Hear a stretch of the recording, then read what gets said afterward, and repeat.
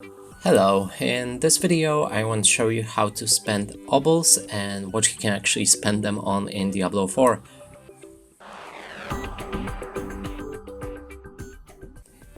And to do this, here in most of the cities you'll find the purveyor of curiosities, and that's a trader that allows you to spend your Obols. So let's move there.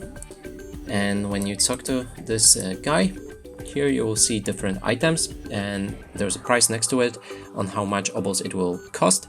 So for example, we can buy a random gloves for 40 Obols, and you can get some legendary and rare or some garbage magic items by buying one of these items, and they always get random. I never got unique, but probably you can actually get it. And also another thing that you can buy here is a whispering key, and you can spend 20 Obols for it.